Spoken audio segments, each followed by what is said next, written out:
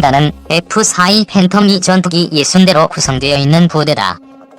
F-4 팬텀은 미국이 1958년 개발해 미 공군과 해군의 통합전투기로 운용하기 시작했는데 당시에는 전 세계 모든 전투기 중에서 가장 성능이 좋은 전투기였다. 특히 6톤 이상의 무장을 장착할 수 있는 능력이 있기 때문에 F-4 팬텀은 전투기 폭격기인 전폭기라는 이름으로 불렸다. 우리 공군은 F-4D와 F-4E를 운용하였는데 F-4D는 모두 퇴역을 하였고 그 후속으로 FX 사업을 통해 들여온 F-15K가 임무를 이어받았다. 요즘 언론에서 F-4E 팬텀을 노후 전투기의 대명사처럼 부르는데 F-4도 한때는 세계 최강의 전투기였다는 사실을 기억했으면 한다. 지금도 MK-82 500파운드 폭탄을 최대 24발이나 장착할 수 있으니 지상 폭격에 있어서는 유용한 전력이다. 그러나 아무리 잘 나갔던 전투기라도 세월의 흐름은 거역할 수 없는지라 요즘에 개발된 각종 정밀 타격 무기의 사용이 제한된다. 하지만 우리 공군의 F-4E는 엄청난 미사일을 장착할 수 있으니 그게 바로 AGM-142 파바이다. 파바이는 영어로 포파이인데 이걸 뽀빠이라고도 읽는 사람도 있는데 이게 파바이인지 뽀빠이인지는 모르겠지만 아무튼 뽀빠이만큼 강력한 것은 사실이다. 사정거리가 무려 110km나 되고 정확도는 1m이며 2m 두께의 콘크리트도 관통할 수 있다. 전 세계에 존재하는 모든 장거리 공대지 미사일 중 가장 정확한 미사일이며 탄두 중량도 350kg이나 돼 F-15K가 운용하는 탄두 중량 230kg의 슬래머보다 훨씬 강하다.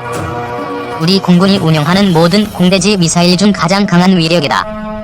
우리 공군은 2000년대 초반 한 발 당 20억 원에 이르는 이 파바이 미사일을 100여 발 도입하고 F-4E 팬텀 전투기를 개량하여 사용할 수 있게 했다. 17전투 비행단은 북한에 도발이 있으면 즉시 그 원점을 타격하기 위해 F-4E 팬텀과 파바이 미사일을 비상대기 시켜놓고 있다. 사이렌이 울리면 불과 30분도 안 돼서 파바이를 장착하고 이륙할 수 있는 시스템을 갖추어 놓았다. 그런데 17전투 비행단의 F-4E들은 나이가 너무 많다. 1967년생부터 1981년생까지 있으니 이미 불복의 나이를 넘긴 기체들이 우리 안보를 지키기 위해 아직도 현역에서 뛰고 있는 것이다. 공군은 이를 더 사용하기 위해 개량의 개량을 거듭하였으나 결국 그 한계에 의해왔고 올해부터 퇴역을 시작하여 2019년까지 모든 F-4E 팬텀 전투기가 퇴역하게 된다. 그러면 이 후속 기체들은 어디에? 그것이 바로 FX-3 사업을 통해 들여올 차세대 전투기들인 것이다. FX-3 사업이 적시에 진행되어야만이 F-4E의 퇴역에 따른 공백을 최소화할 수 있는 것이다. F-22, F-35, D-1 미국과 적대하는 국가의 지도자라면 이름만 들어도 공포에 질릴 미국 공군의 첨단 군용기들이다. 레이더에 포착되지 않는 스텔스 성능을 앞세워 사전 징후 없이 표적을 타격하는 미공군의 위력은 이란, 북한 등 반미 성향 국가를 압박하는 데 핵심적인 역할을 한다. 여기에 미 해군 핵추진 항공모함에서 운영하는 전투기까지 더해지면 중소국가 하나쯤은 초토화할 수 있다. 그런 미국이 외국에서 운용 중인 노후 전투기 구입을 추진하고 있다. 최근 외신 보도에 따르면 미국은 스위스로부터 F-5 전투기 22대를 3,970만 달러에 매입하는 방안을 협의하고 있다. 1978년 스위스에 처음 인도된 이후 40여 년 동안 사용됐고 미국 정부가 과거에 판매했던 전투기를 되사들이는 이유는 뭘까? 미국이 노후 전투기에 관심을 기울이는 것은 가상적기를 확보하려는 노력의 일환이다. 각국 공군은 공중전 및 항공 전투 능력을 높이기 위해 적기 역할을 맡는 항공기를 훈련에 투입하고 있다. 한국도 북한 공군 전술을 쓰는 가상적기 부대를 운영한다. 가상적기 서비스 업체 드라키엔 인터내셔널 소속 A사 공격기가 미 공군 F-16, F-35E 전투기와 합동훈련을 하고 있다. 드라키엔 인터내셔널 제공. 미군은 화려한 색상의 디지털 위장 무늬를 갖춘 F-16, F-5 가상적기를 사용하고 있다. 하지만 민간 용역 회사에 가상적기 역할을 맡기는 경우도 많다. 이 회사들은 자체적으로 전투기를 운영하면서 미 공군과 해군, 해병대를 대상으로 가상적기 서비스를 제공한다. 계약 규모가 크고 원가 부담은 적은 데다 할리우드 영화 촬영 지원 등에도 활용이 가능해 수익성이 높아 미군을 대상으로 영업 활동을 펼치는 업체들이 적지 않다. 실제로 지난해 6월 드라키엔 인터내셔널은 미 공군과 5년간 2억 5천만 달러 규모의 가상적기 용역 계약을 맺었다. 네바다주 넬리스, 애리조나주 루크 공군기지 등을 중심으로 공군과 해병항공대의 관련 서비스를 제공하는 드라키엔 인터내셔널은 레이더를 갖춘 A사 공격기와 L-159의 경공격기, 미라지 F1 전투기와 치타 전투기를 비롯해 미그-21 전투기, MB-339 경공격기 등 110여 대의 군용기를 갖고 있다. 숫자만 보면 브라질, 칠레 등 남미 국가 공군력과 비슷한 수준이다. 또 다른 용역업체인 에어 USA도 영국제 호크 훈련기와 미그-29 전투기 등을 운용 중이다. 문제는 부품 공급 등의 문제로 미국에서 유럽, 러시아제 전투기를 운용하는 것이 쉽지 않다는 데 있다. 부품 확보 문제는 가상적기 가동률에 악영향을 미칠 우려가 있다. 미군으로서는 훈련에 차질을 빚게 되는 셈이다. 미군이 운용 중인 F5 가상적기가 장정비를 마치고 경납고에 대기하고 있다. 노스로 그룹먼 제공. F5는 미군 규격에 맞춰 제작된 전투기로 적어도 기동성이 뛰어나다. 미군 조종사들이 쉽게 접하지 못한 기종이다. 구조가 간단해 정비가 쉽고 운영 유지비도 저렴하다. J-85 엔진을 비롯한 주요 구성품도 미국 내에서 여전히 생산 중이며 정비 전문업체도 활동하고 있다.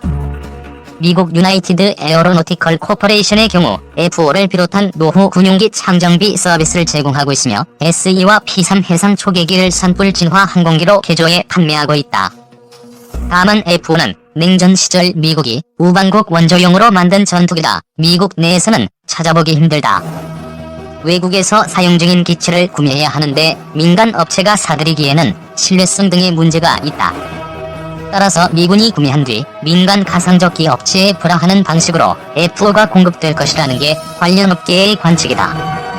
업계 관계자는 요르단 공군 F5는 상태가 좋지 않아 대상에서 제외됐다며 태국 공군 F5는 성능 개량이 충실히 이루어진 기체라 향후 추가 소요가 있다면 2030년쯤 재구매 대상에 포함될 수 있을 것이라고 전망했다. 가상적기 서비스 업체 드라키엔 인터내셔널 소속 A사 공격기가 랜딩 기어를 내린 채 비행하고 있다. 드라키엔 인터내셔널 제공. 미국 내에서 가상적기의 중요성이 높아지는 것은 가까운 거리에서 교전하는 근접 공중전에 대한 관심과 밀접한 관련이 있다. 미 공군과 해군, 해병항공대는 강력한 스텔스 성능을 지닌 F-22와 F-35를 앞세워 세계의 제공권을 장악하고 있다. F-15와 F-16, FA-18은 100km 떨어진 적기를 격추할 수 있는 장거리 공대공 미사일을 운용한다. 6. 25 전쟁 당시 미국기와 F-86 사이에 벌어졌던 근접 공중전과는 차원이 다른 교전 능력을 발휘한다. 그럼에도 근접 공중전에 미군이 관심을 갖는 이유는 냉전 종식 이후 안보 환경 변화에 따른 것이다. 냉전 시절에는 수십 대의 전투기가 뒤얽혀 미사일을 쏘며 공중전을 벌이는 전면전 위험이 높았다. 1982년 시리아 베카 계곡에서 이스라엘과 시리아 공군 전투기 수십 대가 치열한 공중전을 벌인 것이 대표적이다. 스위스 공군 F5 전투기가 섬광탄을 발사하며 적응 비행을 하고 있다. 게티 이미지. 하지만 냉전이 종식되면서 하늘에서의 전면전 위협은 낮아지고 있다.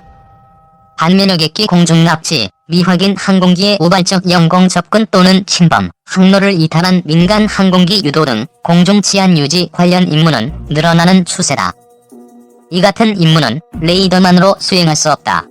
조종사가 직접 눈으로 확인하거나 전투기의 광학 장비로 조사해야 한다.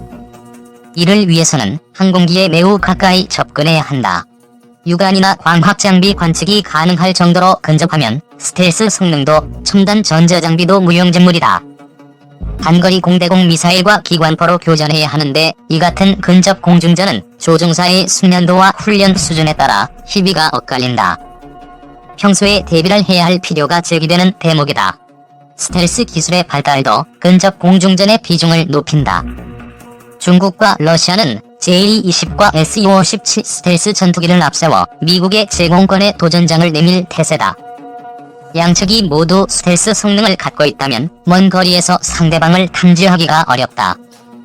결국 가까이 접근해 교전을 벌일 가능성이 높은데 첨단 장비에만 의존해 미사일을 쏘고 후퇴하는 전투 방식으로는 부족하다. 조종사의 능력으로 적기를 격추하는 근접 공중전 훈련이 필요한 대목이다. 우리나라는 어떨까?